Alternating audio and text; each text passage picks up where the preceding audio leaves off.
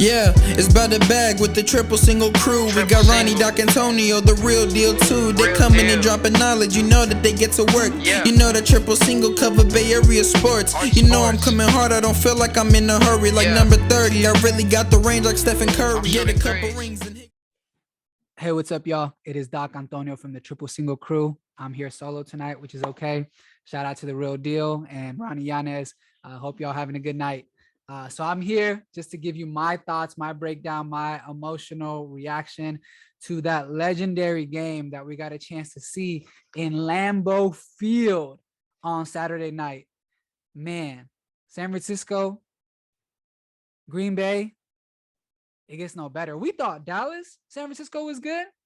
I don't know. But me growing up, I saw more of Green Bay, San Francisco, and a lot of times Brett fucking Favre always beating us and kicking us out until T.O. caught that pass down the middle by the lefty, number 8, Steve Young, and then known as the catch, number 2. But man, going into that game, I'm not gonna lie. I thought that it favored Green Bay. And let me just kind of give you my thoughts on that. We had just played a physical game against Dallas the week before. We had just played a physical game in which we had to come back down 17-0 against the Rams. And so here we go into Lambeau on a short week after our players have been beat up. Don't forget, Bosa missed damn near the whole second half with that concussion. Don't forget that right before the game ended, we saw Warner on the ground holding his knee, looking like he was out for the rest of the postseason. And don't forget that Jimmy G almost gave the game away, right, with some of those very questionable throws there in Dallas. So heading into Lambeau, playing the number 1 seed, had a bye week, fully rested, with the most expected to be MVP quarterback, Aaron Rodgers, who has probably, if not the best receiver, Davante Adams. Now, I think Debo is better all around, but pure receiver, I'll give it to Davante Adams. In their weather conditions, where it felt like 0 degrees, according to the stats that kept popping up on TV, it was tough. And then come first drive, Green Bay just goes down the field as if they're playing easy mode on Madden, rookie mode. Dante Johnson is covering Davante Adams one-on-one. I remember looking at my cousin, Kid Riggs, shout out, being like, bro, it's going to be a long fucking day. If we don't double Davante Adams, like I've been telling everybody and their mamas all week leading up to this game, it's going to be a long game. Thankfully, after the first drive, DeMeco Ryans made an adjustment, and it seemed like he always had another person just right there, just in case it went to Adams. Adams still had a really good first quarter. I think he had like 4 catches, 40 yards. I was like, damn, bro. But after that, we took him out the game. I don't think I've ever seen Adams taken out the game. And a lot of it had to do, right, because that's Aaron Rodgers' favorite target. That's his go-to, right? That's his Steph Curry, right? That's who he wants to give the ball to all the time. So if you make him have to look outside of Davante Adams, that's an extra second that the defense has to rush him. That's an extra second that our back end can get back into position, right? Because he's looking wherever Adams is first, probably out of habit. Just naturally, that's his go-to, and then he's going to his next progressions. But it's probably always Adams, whether whether the play is for Adams or not. That's just his go-to, and justifiably so. Adams has been amazing all season. So we buckled down on defense, and we stopped just every drive that they got, but our offense is god awful. Now, definitely the drops didn't help, right? Jimmy G made some nice throws and the drops didn't help, but then when he wasn't making those nice throws, the play calling was suspect. And then when he wasn't making those throws where the balls were dropped, his throws weren't all that great. It looked like he was floating the ball every time he threw to the outside. I was expecting an interception at some point for a pick 6.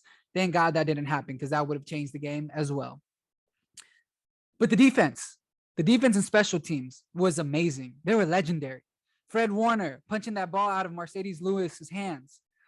Jordan Willis, shout out to Real Deal, was wearing his Patrick Willis jersey. Jordan Willis, who last week had actually tweaked his ankle. And I remember the Real Deal and I talking about him most likely not being active. We said Maurice Hurst who had just came back, was probably going to take a spot.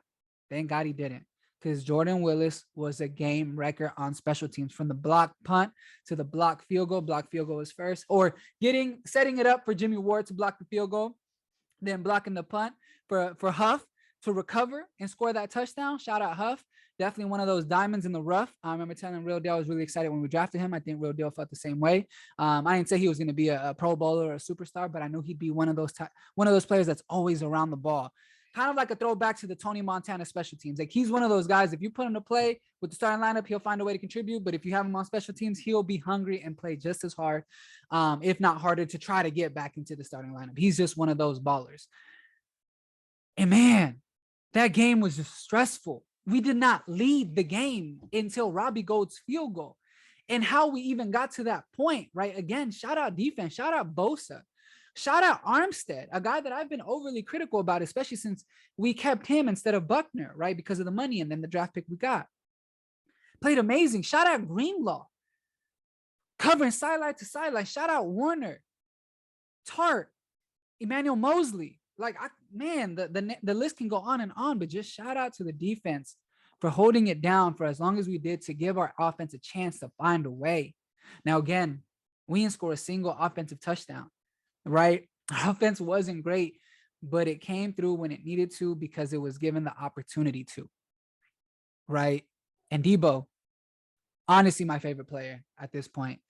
I would say that the only players I've ever really considered my favorite players consist of Jerry Rice, Patrick Willis. Had a lot of love for Julian Peterson. Shout out Julian Peterson. Had a lot of love for Justin Smith. Shout out Justin Smith. Had a lot of love for Navarro Bowman. Shout out Navarro Bowman. But at no point did I say those guys are my favorite players. Shout out to Fred Warner, another guy who I've definitely had up there. Shout out Nick Bosa. Not my favorite players.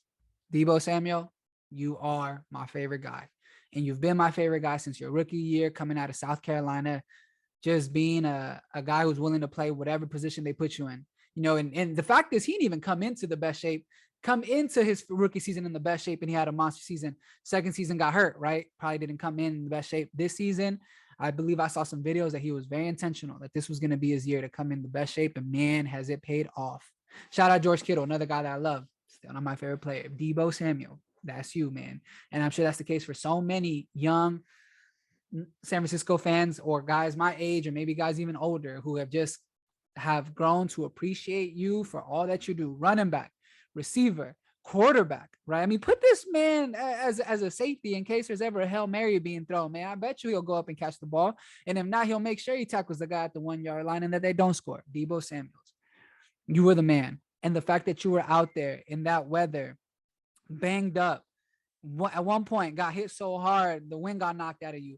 Another point, you twisted your ankle. Another point, you're hopping on one leg, and yet you're giving the ball on 3rd and 7 with our playoff hopes possibly on the line, because if it goes to overtime, man, anything can happen. Shit, you give the ball to Aaron Rodgers, and if we didn't convert that and punted the ball, who knows?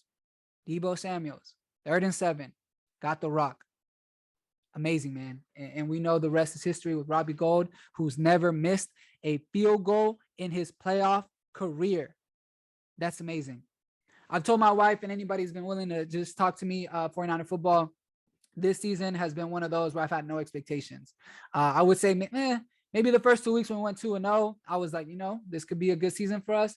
Then we lost some games. And then we just had a lot of just inconsistencies, whether it be the defense, whether it be Jimmy G, whether it be special teams. I was like, man, I don't think we've put a good fourth quarter games in the books. And I still don't think we have. So if we can somehow do that, we have the chance to play with house money and pull off one of the most magical playoff runs in the history of NFL. And I promise I'm not trying to be biased, but we don't have an elite quarterback. I'm sorry, we just don't. Thank you, Jimmy G, for finding a way to pull these games out, man. Even though you stress me the hell out. Thank you for putting it together when we need to, when you're given the opportunity to. But we don't have an elite quarterback. We don't have an elite cornerback, right? We got a rookie running back.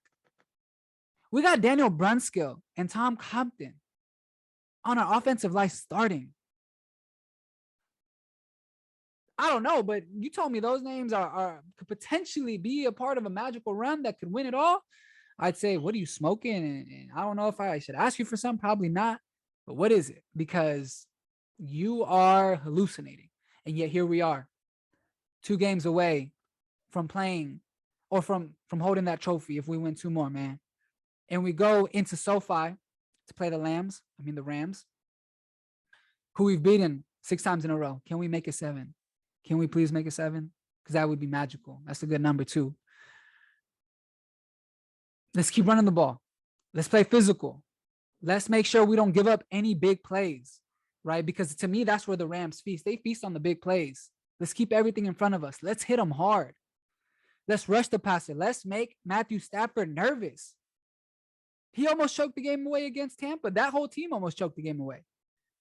Let's get off to a hot start. Let's stick to the run, and let's just hit them hard. They're not going to want to keep playing if we hit them as hard as we can and as hard as I know these players can. So I'm excited. But one game at a time, right? I'm going to go into this Sunday hoping for the best. I'm not going to go in there overly confident and say, oh, yeah, we're going to blow them out just because we beat them every time. It makes it that much harder to beat them again. But, man, if this team is of destiny, then, yeah, they're going to win. And in my opinion, they're going to go potentially, knock on wood, because we got to get there first. But in my opinion, it'll most likely be a rematch of San Francisco, Kansas City. And I can only hope we somehow can pull that one off, because we know Patrick Mahomes is an elite quarterback. We know Chiefs are loaded on offense. We all saw that game against the Bills, right? But if this team is a team of destiny, they'll find a way. And let's hope faithful that that's what they do, and that we can celebrate, that we can enjoy each and every one of these games that's left this season. And then it's all said and done, some of us might be in tears, and let's make it happy tears this time. I've cried too many sad tears, man, for this team. Can I have one season where these tears are euphoric and they end up with us being able to possibly attend a parade? That would be amazing. Hope y'all enjoyed this podcast, Faithful. Again, I know I'm here by myself. Thank you for tuning in to the Triple Single Crew. Feel free to share your reactions, your emotions, your feelings of the game in the comments. Let's keep it going, man. One game at a time. Let's hope that SoFi turns into Levi's of the South, like the Real Deal has been saying, and like a lot of people have been saying. Let's turn it red, man. Come on, Faithful, let's go. 2 more, just 2 more. It's Doc Antonio signing out.